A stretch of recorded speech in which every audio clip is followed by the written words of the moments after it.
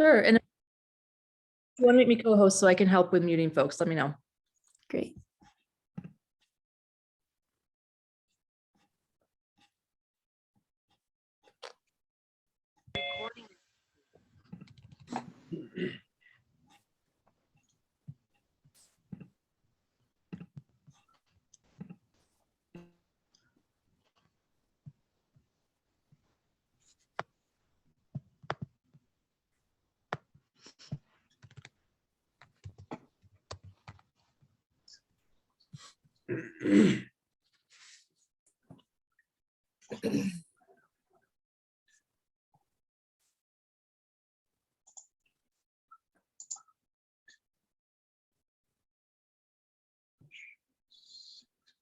Good morning, everybody. We'll give it just one more minute as people filter in and connect to audio.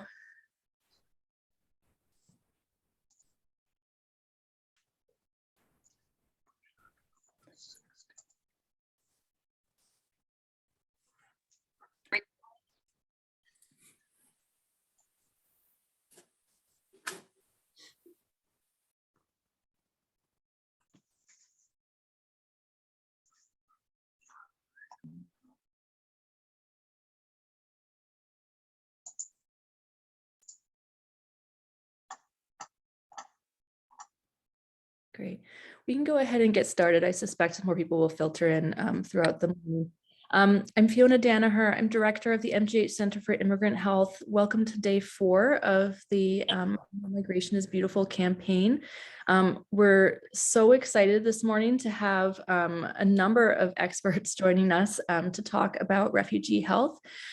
We have Javad Rajai and Ali Abdullahi from MGH Chelsea's Refugee Health Program to speak to us about the current issues facing folks resettling from Afghanistan. And then we also have 2 experts from Boston Children's to speak to us about trauma and resiliency for the refugee populations. We have Alyssa, and I realize I've lost your last name. Alyssa Miller. Alicia Miller, yeah. Alicia Miller. And Amy Pipiora. Pipiora, but Alicia's taking on the presentation. I'm just here as a participant, but I'm happy to be here. Okay, great. Well, thank you for joining us. And sorry for messing up everybody's names. It's a little early still. So I'll pass it over to Ali and Javad.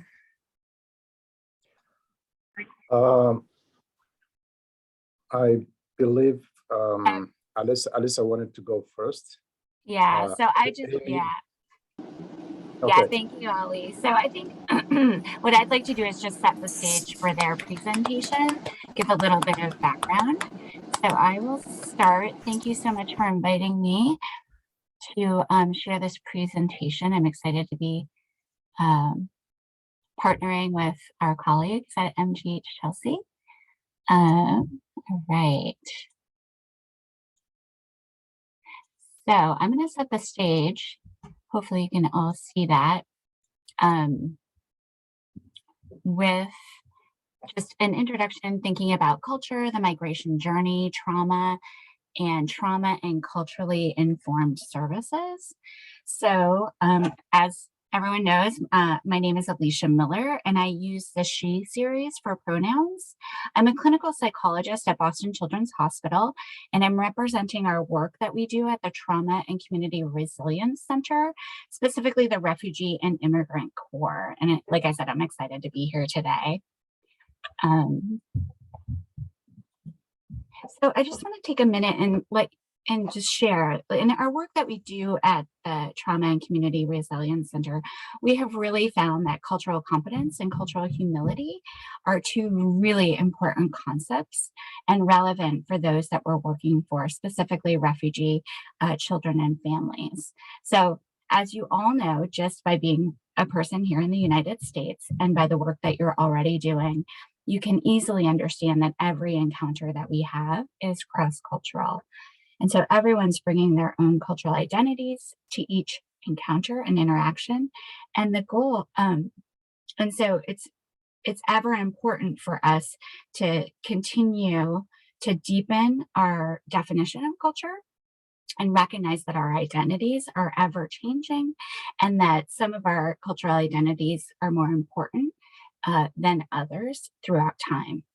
So, as we know, a lot of us in our work have heard a lot about cultural competency, the act of knowing factual information about a cultural group.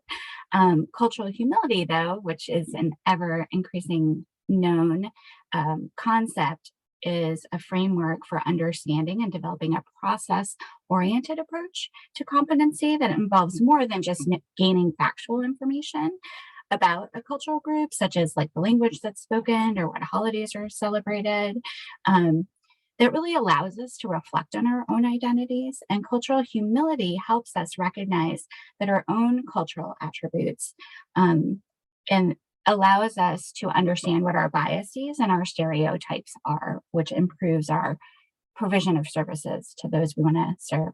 So cultural humility is really three ongoing factors that guide the process of cultural humility. And they are, the first one is a commitment to self-evaluation and self-critique, understanding that we never are finished learning, being flexible and humble enough to know and acknowledge what it is that we don't know.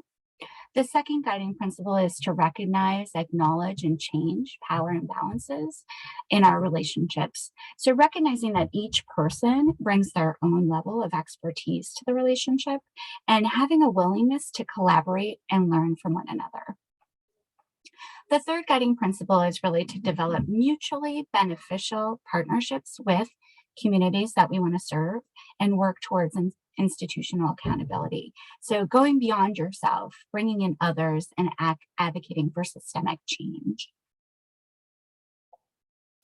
And just to set the stage, this morning, I just want to share the definition of who qualifies for refugee status.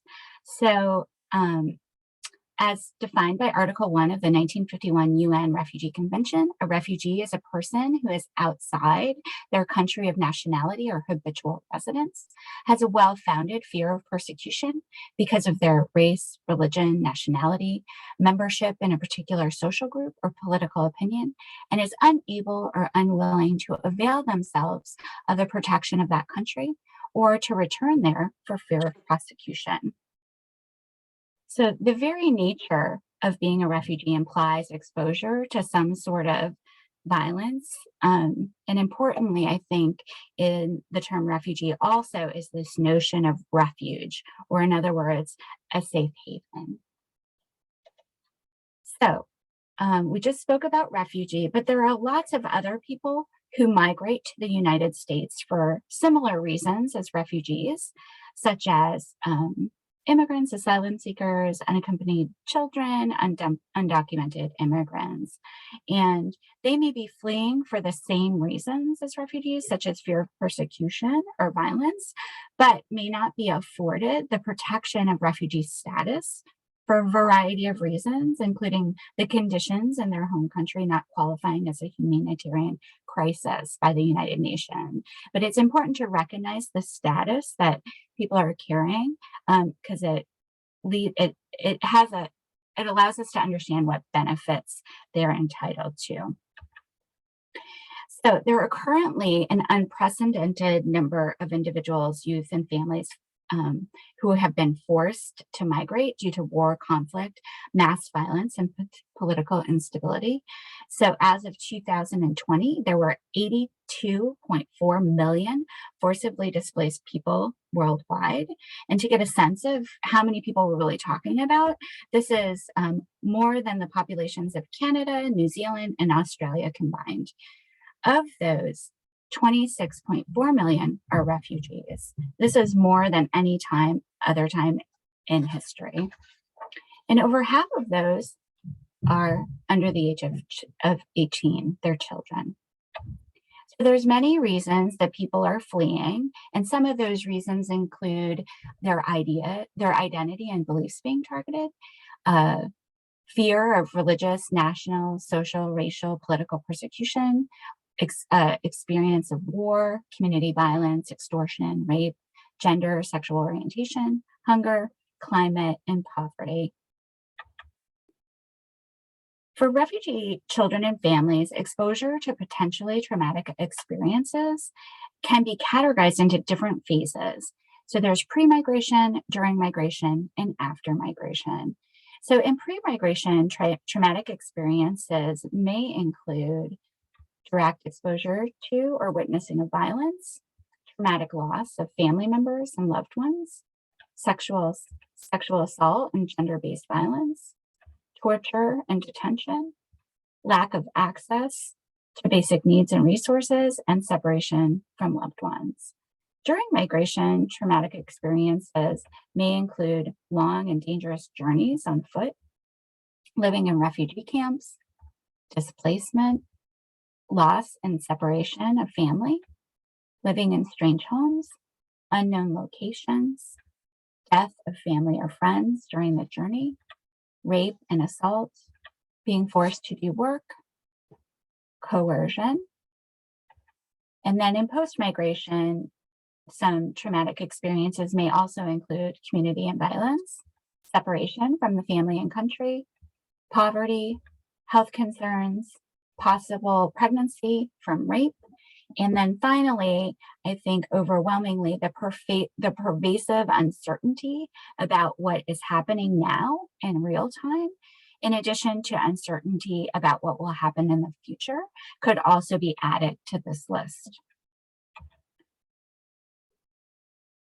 So we've just learned about various groups and where they come from and the reasons for leaving. And almost all of these reasons fall under the umbrella of what we would call potentially traumatic events. Events like these can have long-lasting effects on the way that individuals think, act, feel, and respond. And it's important for us as providers working with refugees to develop a trauma lens, or in other words, to recognize that past exposure of potentially traumatic events may impact a client's current reactions and behaviors. So when a person's reactions or behaviors are not what we're expecting them to be, we want to shift asking ourselves, what's wrong with this person, to what's this person's perception of what has happened or is happening to them. And then resettlement or coming to the United States is often seen as a focus of hope and new beginning. So once in the United States, there are also a number of common stressors that are added challenges to adjusting to a new culture and country. And we at our TCRC group these into 4 different types of core stressors: trauma, acculturation, isolation, and resettlement. So resettlement is the act of being in a new country, which in of itself can be a core stressor. So refugees need to navigate the financial and employment challenges, as well as new legal and healthcare systems. These changes and the pressures that they bring can add tremendous amount of stress to the lives of youth and families in a new country. Next, for trauma, refugees who have experienced potentially traumatic events, such as war and separation from loved ones, may also suffer from post-traumatic stress symptoms long after events have occurred. So symptoms can include nightmares, depression, hypervigilance, and an inability to trust other people. Acculturation, on the other hand, is referring to adjustment to a new country and its cultures, including the cultural norms, language, food, and customs. And adjusting to these changes can be stressful and a source of conflict. Isolation, refugees may experience feelings of personal, cultural, or economic isolation in a new country.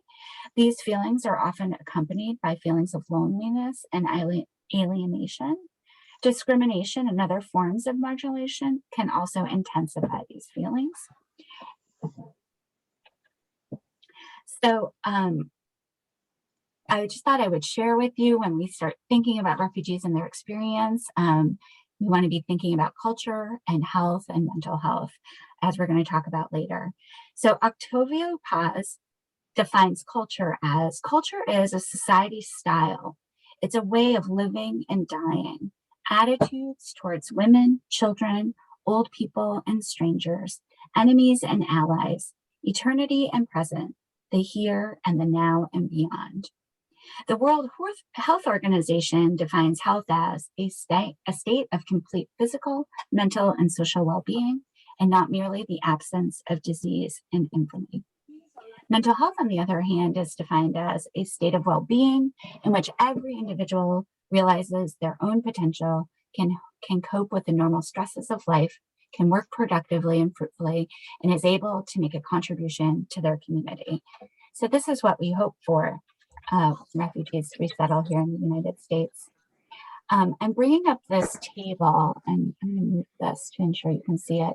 And the reason I'm bringing this table up is just to highlight how groups are very different. So there's a great diversity of refugee communities that are coming to the United States, and there's a lot of diversity not only from the country of origin, but within the country of origin, there's different ethnic groups, there's different religions, and then when we're thinking about health and mental health, we really want to be thinking about how different cultural groups understand where health comes from, and then also how healing is understood and different traditional ways of healing. So, like I said, people don't really fit into this predetermined, unchanging cultural box table that I put in, and I don't want to stereotype, but I did want to just highlight that there's many diversity within cultural groups, and we'll hear more about the Afghani families later. But importantly, this information is presented not to apply to all people, but just to be helping us with our guidelines or as guidance. So, although much is known about trauma in youth and families generally, there are problems in applying this knowledge broadly to all groups. And that's because culture affects how people express their symptoms, how they seek help, what they believe is the way to heal what's ailing them, the meaning that they ascribe to the trauma they've experienced, and then also the type of trauma experienced. So why is culturally responsive care important? We are providing services to diverse communities and urban communities, right? So providing services that are culturally responsive is important for many different reasons. Many times service providers may come from different cultural backgrounds, like we just talked about, but beyond culture, culture is all sorts of things. It's socioeconomic status, it's education, it's religion, sexual orientation, and looking at that intersectionality.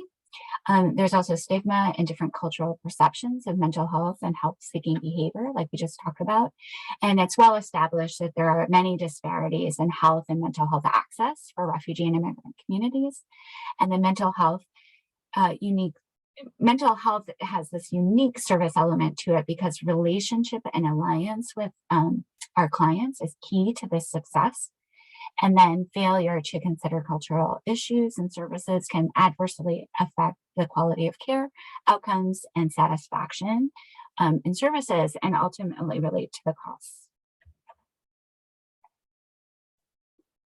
So fortunately, we have trauma-informed care to help us work with refugees. And the principles of trauma-informed care are really to understand trauma and its impact, promoting a sense of safety, supporting control, choice, and autonomy, sharing power, ensuring cultural competency and humility, integrating care, assisting and making connections, and believing in recovery as a process that's possible for all.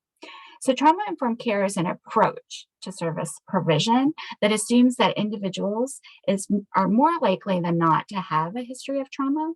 And the intention of trauma-informed care is not necessarily to treat like PTSD, but rather to provide care in a way that is accessible and appropriate to those who have experienced trauma by reducing potential threats in the environment and ensuring that they're not re-traumatized. So 3 important steps, I think, in providing trauma-informed care are practicing cultural humility, like we talked about earlier, ensuring physical and emotional safety, and establishing trustworthiness. Trustworthiness builds over time and is established through actions like maintaining consistent boundaries and being clear about expectations and roles. Trauma-informed care allows youth and families to feel safe, respected, informed, connected, and hopeful.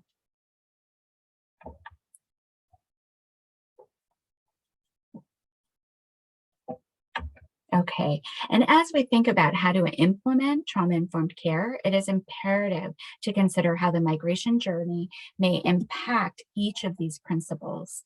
For example, promoting a sense of safety must be understood in the context of the legacy of mistrust and abuses by adults and authorities in the country and from the country of origin that the youth and families have endured. And finally, culture should also be considered, cultural experiences, expectations, and values. Thank you.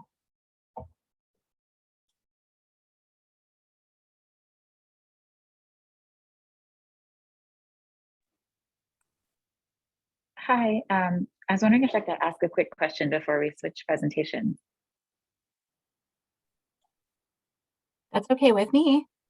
Yeah, great. My name is Rashmi. I'm a primary care doc at MGH Chelsea, and I was wondering if you'd talk more about the term acculturation. I think we had a meeting with some community groups a couple weeks ago, and I think there was concern that sometimes that word gives a positive and negative kind of normative connotation to the fact that like assimilation almost, that we want people to take on the host country's culture. And so what's another way to talk about that, or sort of use cultural humility as we discuss acculturation?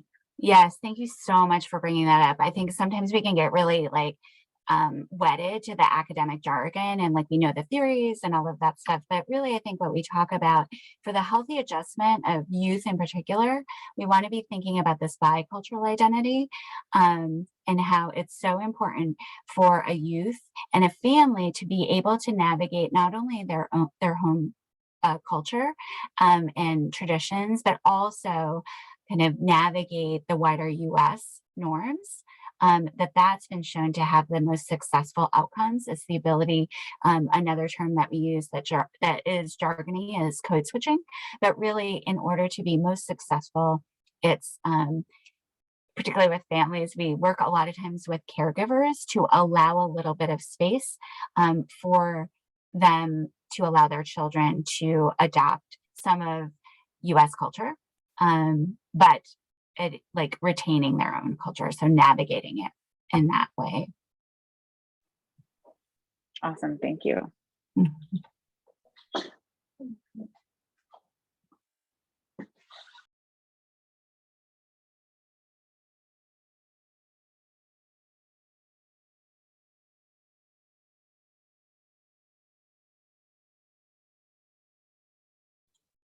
All right, so I'll turn it over to my colleagues from Chelsea. Thank you so much. So wonderful. Thank you, Alyssa. That was awesome. My name is Ali Abdullahi, and I am a manager of some programs at the MGH Chelsea, and one of them is the Refugee Health Assessment. It's a program that oversees 2 health assessments that are required for every refugee to go through upon arrival. And we have a contract with DPH to facilitate that process for the refugees when they come. Recently, there has been a huge influx of Afghan refugees, as you may have seen in the news. And the number is growing as we speak. So we wanted to give a little window to the culture and the expectations of these refugees who are coming to the United States, and how providers and people who are helping these refugees what is the best approach? How do they welcome these people? How do they work with them? What are the expectations? What are the do's and don'ts with these communities? So fortunately, we have Javad Rajai, who's from Afghanistan himself, been in this country for a very long time. He's a senior community health worker, has been on both sides of the table, and is an expert of the culture. Actually, he has worked with Afghan refugees before. There was another wave way back, and I asked him if he could help us with this, and fortunately he's here today and put together a little presentation about what we just talked about. So I'm gonna give it to Javad, and please don't hesitate to ask questions after. No question is out of bounds. All right, Javad. Thank you so much, Ali.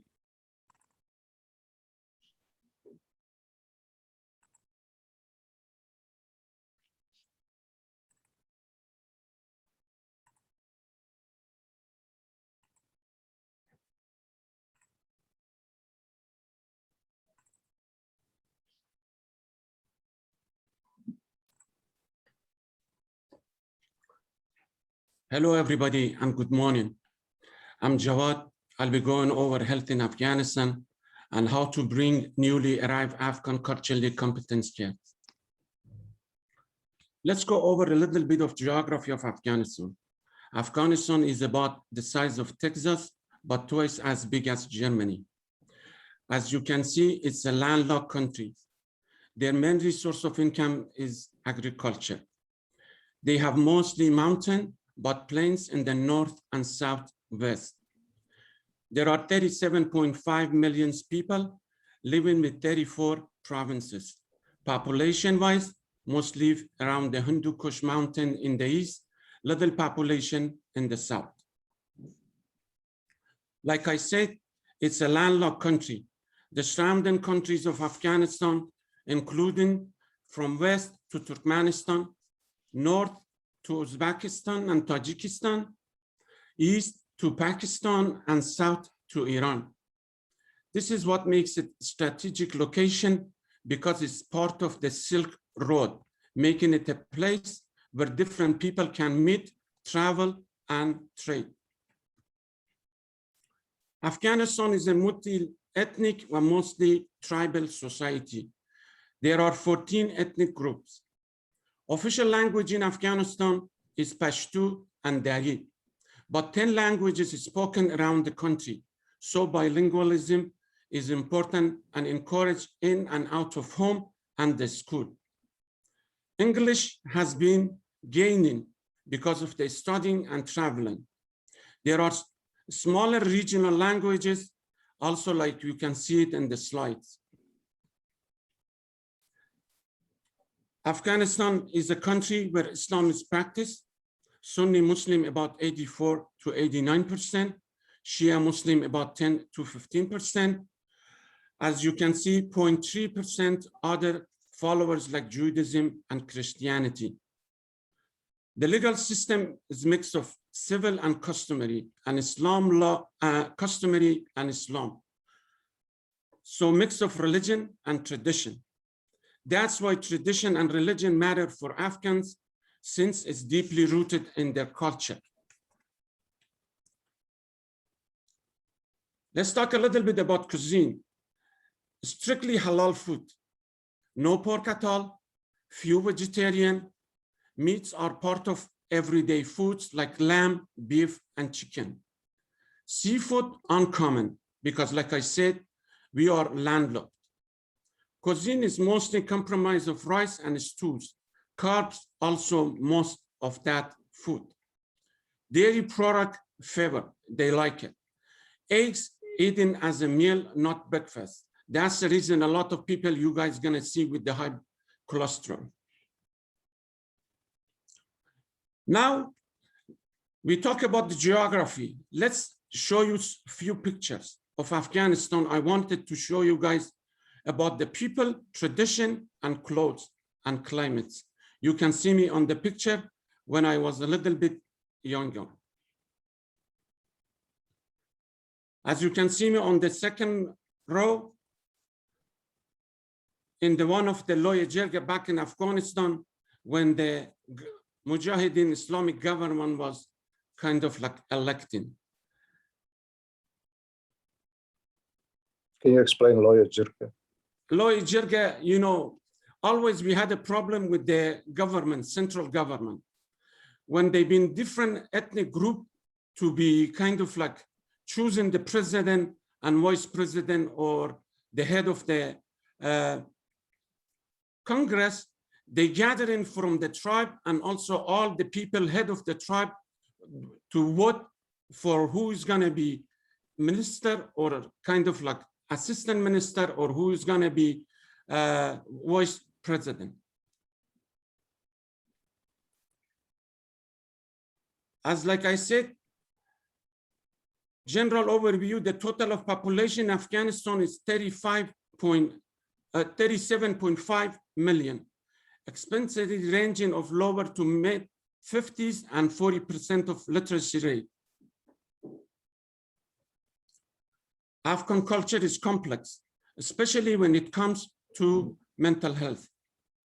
It's still considered taboo and it's not talked about it in the public. Not because they live in society where they don't experience mental health problem.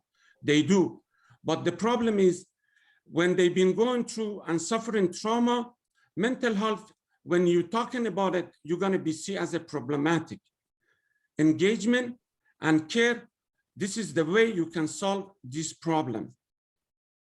Gandhi said it best, cleanliness is godliness. Afghans really believe that because healthcare is tied to religion. A way to progressively work to reducing the stigma is bringing awareness and getting the younger generation involving since they are once experiencing life outside the home and sharing their experience and idea with the families. This population is important in Afghanistan, in Afghan refugees, because they are the ones, they go and also building the trust with the outside in the society and connecting to the system. When they go out with the elderly, they can bring this trust to the family, especially whenever when they go or seeing police or going to the school or healthcare. It's important providers approach the subject carefully and bring the people from other community to share their experience and stories to lighten this subject. Department that helps that effort is going to be like us, outreach program, interpretive services, or additional kind of like outreaching or home visiting program to working closely with this population.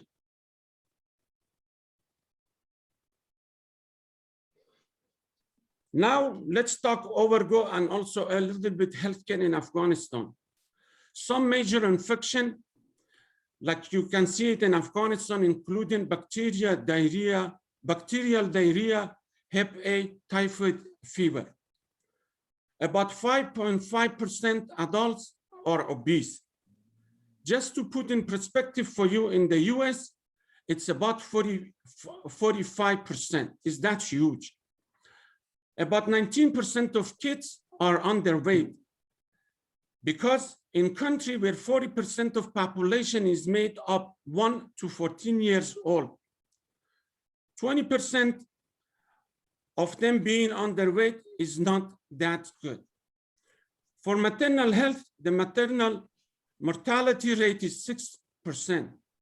That means age for the first birth is about 20 years, while the infant mortality rate is 107 deaths per 1,000 live births. Moving on access to care, there is one physician per 3,570 people. Let's go for 4,000. The total fertility rate for the mothers in 5 children is 1 woman. In improved location, 70 0.2% of the population have drinking water sources, but in unimproved rate, that drops down to 38.6%. In a normal situation, usually refugees complete pre-departure medical screening where they get clearance to travel and get treatment for their health-related condition like malaria or HIV. When they get to US, they are getting medical services through the Refugee Health Assessment Program like Ali said. This program uses public health format and tries to remove barriers preventing refugees from getting access to medical diagnosis and treatment. We don't have to go through to all these steps and overview of what they're experiencing. Everything you've seen, refugees usually getting treatment once they are in US. The new arrived refugees that came did not go through any of these steps. Why? Because that's where everyone left it, and many of you saw on the news and the TV, they've been latching onto the planes to get here and didn't have the typical formal instruction.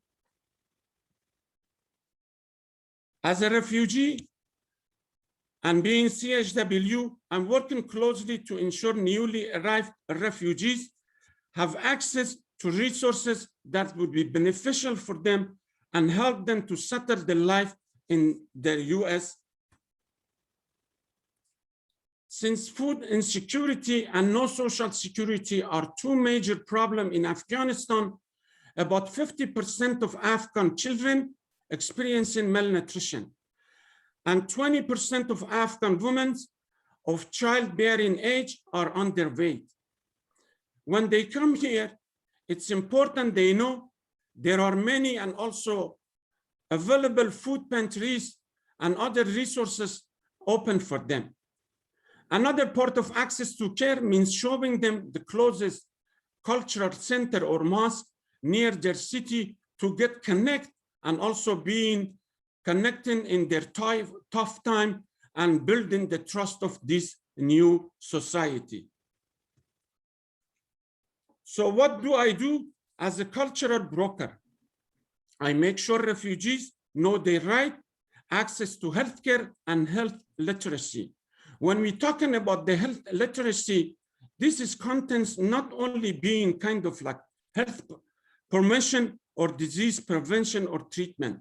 Also, we're talking about the social content that is mean kind of like healthcare decisions are made on this area. A part of patient right is newly arrived refugees knowing they can request interpreter services.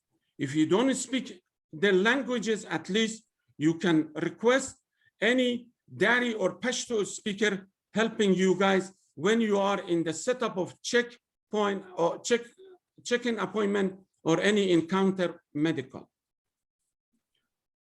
Since Afghans still live in gender society, a woman will want a woman physician and men will want men physician. They hesitate and won't complain if they don't. They also will only come to the hospital in an emergency situation. Since it is still not society acceptable to visit doctor for checkup or follow-up in mental health because they don't believe in mental health or checkup. Since it's taboo to talk about sexual health, female patient can refuse to have a pap smear. They have the mentality of why I should go to see a doctor when nothing wrong with me. This makes it challenges for holistic care. It's best to give them space and let them come forward in a state of pressing them or questioning, especially since they are being going through trauma, abuse, violence, and war. They are also supposed to know about their patient rights. Let's talk a little bit cultural consideration. Male-female interaction, no touching, limited eye contact, no shaking hands. When men hold their hands around their abdomen, that means they don't want to do shake hands. To show respect, you can put your hand on your heart. Men holding hands, hugging with each other, that comments show deepest respect and friendship. Women kisses each other's cheek, that shows closeness. During a home visit, they offering food or drink, please. Whatever they offering, at least you can show them respect, drink it. When visiting homes, take off shoes outside before entering. And also one more important thing, please, no dogs. Using simple words like tashakkur or inshallah, that means thank you or God willing or hopefully, that means connecting and building a relationship. How you asking question is very important to make a difference also. Please always have an interpreter or cultural broker present. Avoid using children as interpreters. In Afghan culture, the father is the head of the household. Social worker and other staff talking to child about family issue can create distrust and fear. Cultural practice that were acceptable in Afghanistan, like physical discipline, are not accepted here. They need education and also awareness about this law as soon as possible to the families.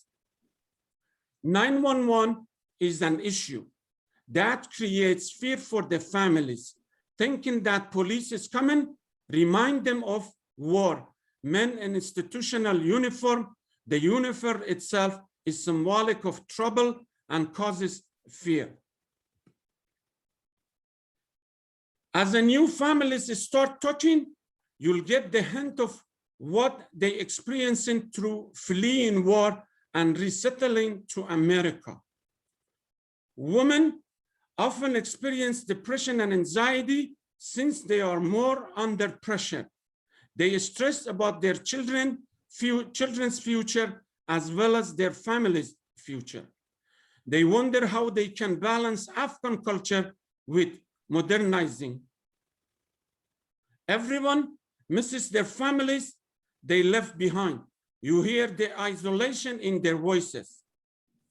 As they struggling to learn a new languages, they also are doing the while looking for the work or trying to be better citizens. This comes with a lot of problems from lifting into the knowing where and also how the kids, they go into the school or everything is going in between. It's important to extend comfort and grace during these trying times. This is mental health is really important. Emigrating is hard enough, but knowing that in the middle of the night and running away from country that was terrorized is even harder. Refugees that are coming or fleeing war, they have experienced traumatic events and that affects their mental and physical health. They might have PTSD, which is common and not understood by the Afghan community. Because of this, the depression and anxiety are higher than usual, which also goes undiagnosed in Afghanistan, since mental health is taboo and not formal. Common behavior to consider as the transition to life in America, like we can say as a stockpiling, exaggerating, and having difficulty making connection and concentration. Thank you so much all. I'm going to pass the floor to Ali, going the rest of the slides. Thank you, Javad.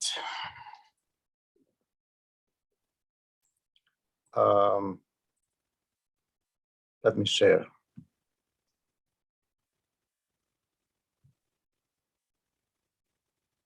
You want me to stop sharing? Yeah. Thank you.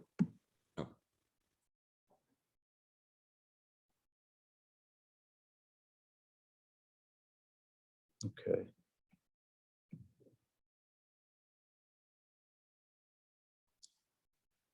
So that was amazing. Very in-depth information for anyone who is going to deal or work with this group of people. I think that would be the best information that anybody can have. So currently, well, since we put this slides together, the number changed. So now it's 48,000 as we speak. And they are a mixture of refugees and parolees, and they are all scattered in military bases in all over the United States.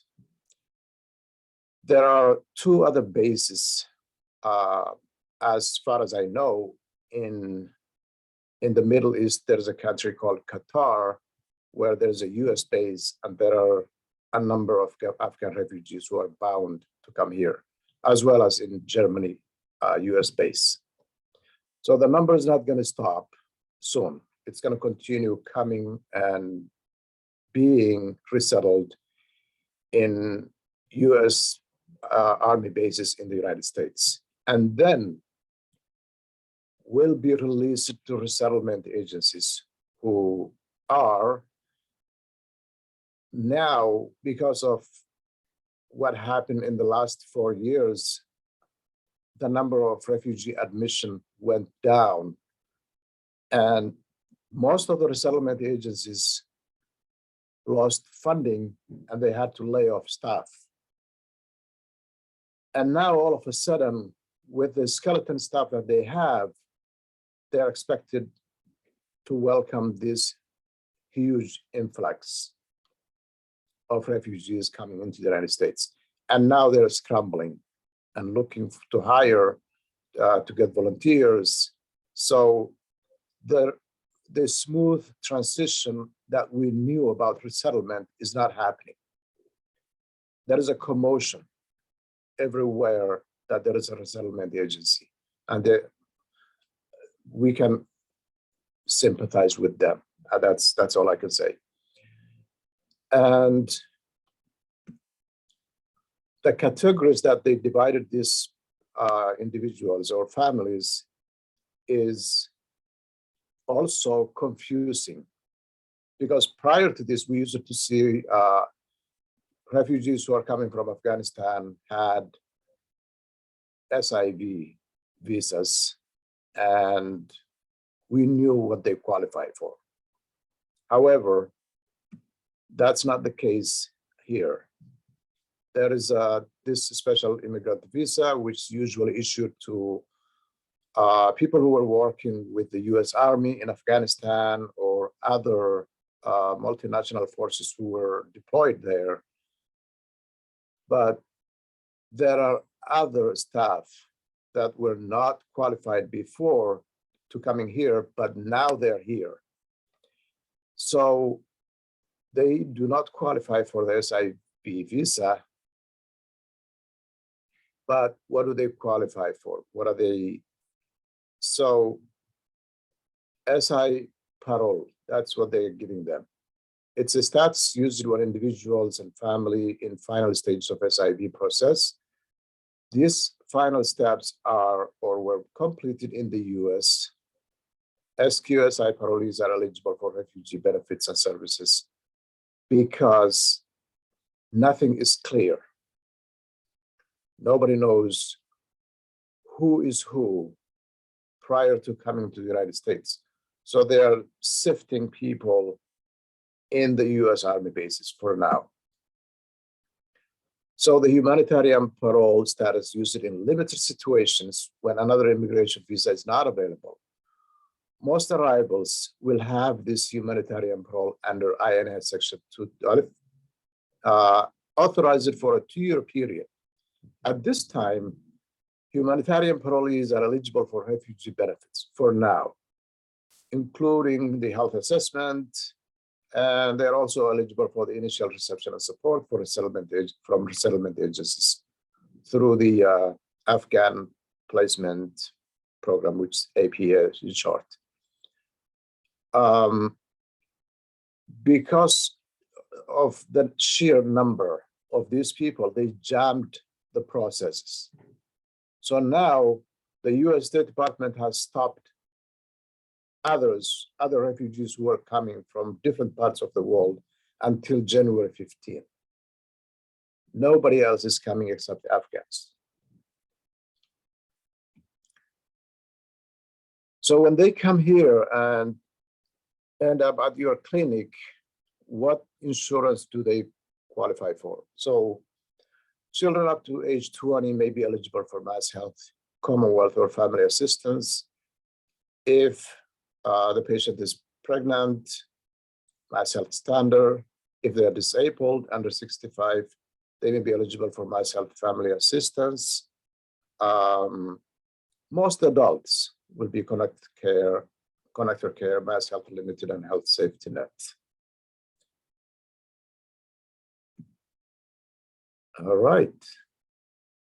And I'm going to stop here. We have 9 minutes for Q&A. Thank you.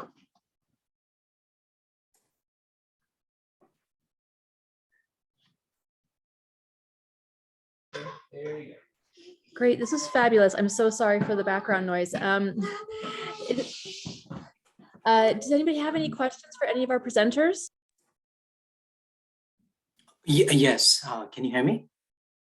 Yep, thank you, Fiona. So first of all, thank you, Javed and Ali and Dr. Alisa for sharing your presentation and walking us through what immigrants and refugees go through, right? I really like the part that when you said it's a pre, during, and post part, what Dr. Alisha mentioned, and there's so much to learn, and we do not know what they are going through. And I myself coming from Nepal, which is very close to Afghanistan, you know, and what it was so informative what Brother Javed had shared, you know, the 101 about Afghanistan food, cuisine, culture, religion. So it was very informative. So thank you. And thank you for sharing your personal story and your pictures. So right now I work as a senior program manager at Match Begum. And one of the projects that I'm helping is SAR. And that's, and Dr. Becky Cunningham, you know, she shared this flyer, and I thought like, I'll just, you know, come here as a guest. And this was so informative. And I just feel I'm so thank you that I think I found the right people.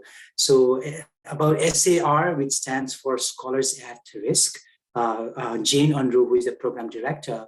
So we just connected, and she's really, she's leading this initiative, like where, you know, departments at Harvard University, they are bringing scholars, you know, like with their family members. And this year, they're really focusing on Afghan scholars. So when I say scholars, you know, these scholars have been prosecuted back in Afghanistan. They're artists, musicians, and doctors, government officials, right? So right now, the seat, they have increased the fellowship seats, which is like for, I would say, 10 to 12 months period, right? So they have increased to up to 20 fellows. They're trying to recruit that. And they're coming in one at a time based on where they are in their visa process.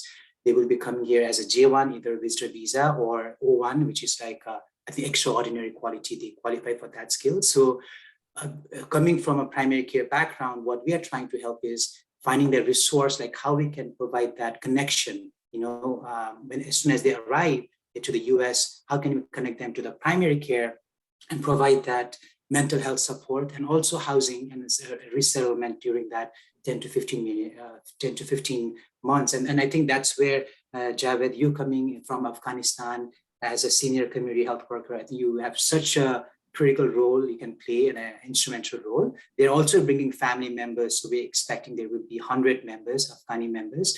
You know, this is still in its like development phase. So maybe we can talk offline. I can shoot a note, but thank you again. And I feel so glad that, you know, I got to know you, and this would be so resourceful. This is only a part, I mean, this is the entire refugee campaign, right? But these scholars, there's only a part of the pie, but I think your help will be tremendous in this initiative. Thank you. You're very welcome. Thank you so much. More than happy. I can share my email, and also at the end of slides, you see my information. Thank you. Tashakur. Oh, you're very welcome. Namaste. Namaste. Wonderful. Thank you so much for telling us about that program. Is there actually a website that you'd like to share in the chat if people would like to learn more about how they can support? Yes, and the good thing is we have identified 2 primary care sites, and Chelsea Health Center is one among them. So Chelsea Health Center and Health Center in Watertown. That's where we're still, talking with the leadership team, and Javed and Ali coming from Chelsea Health Center. I think that will be even more helpful. So I'll send the website of the SAR program in the chat. Great, thank you.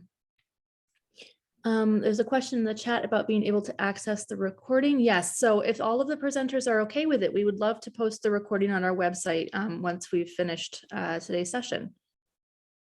Sure. Okay. Sounds great. Sure. Wonderful. Any other questions? I have a question for Javad. Thank you, everyone. This is awesome. I'm curious, given the mental health taboo in Afghanistan and your knowledge and expertise around trauma and sort of understanding the migration experience, how do you talk with families as a cultural broker around understanding trauma and helping bridge that gap so that folks can feel comfortable engaging with mental health services? Based my experience is starting from PCP. Don't send them right away to the mental health, okay? And also explain to them that means going to the mental health, not only kind of like you have imbalancing, okay? Don't offer them the medication right away. Talking, you go upstairs, you talk, let them cry, let them whatever they want, relieve themselves, okay? That is the first step. The second things, the way asking question, like I mentioned, based my experience, some people when coming to the medical encounter, they're going deep, deep, deep. Don't dig what's going on with that situation. Let it go. Just go from the future. That happened, is gone. Don't bring them back flash, okay? That is very important. Like I said, cultural blocker being in your medical setup is very important, okay? When they do feel one of the countrymen with them explaining, they building the trust is very important, that things too. In many cultures, the words depression, anxiety, stress do not even exist. Either the person is sane or insane. There's nothing in between. So even explaining to them what those words are and the meanings and the feelings and all those things will take time, just to make them understand what they're feeling is something that's not the usual feelings that you should be comfortable with. Can I just add something? Because I think moments matter. And when you're dealing with refugees who have been abused by authorities and systems, trust is of the utmost importance. And so I think meeting them, hearing from them what's important, and so allowing space for their agenda and their story instead of us being kind of top down saying what we want for them. And just any encounter that you have is the face of a system. And so if you can send a signal of care, a signal of trust, a signal of listening, that is going to be really important. It's going to have a ripple effect, not only within the family, but within the community. And so take your time, right? Take your time, moments matter. Absolutely. Good point. Thank you. Wonderful. Well, I know that we're 9 o'clock is almost upon us. Again, I'm so grateful to all of our amazing panelists for educating us this morning. And this will be posted, the recording will be posted on our website. If presenters are comfortable sharing their slides, we will be able to post those there as well. We'll double check before doing so. But thank you so much, everybody, for joining us this morning. We do have a couple more events left in the Migration is Beautiful campaign. There is a session at noon today about benefits that are available to immigrant patients. There's a session tonight that's Know Your Rights. It'll be hosted by several legal organizations and will have Spanish interpretation available. So please feel free to share with any contacts in the community. And then tomorrow there will be a historical presentation by the West End Museum and the Russell Museum. So again, thank you all for joining us and hope to see you at some of the other events. Thank you. Have a great day. Thank you for having us. Thank Thank you you. so much. Thank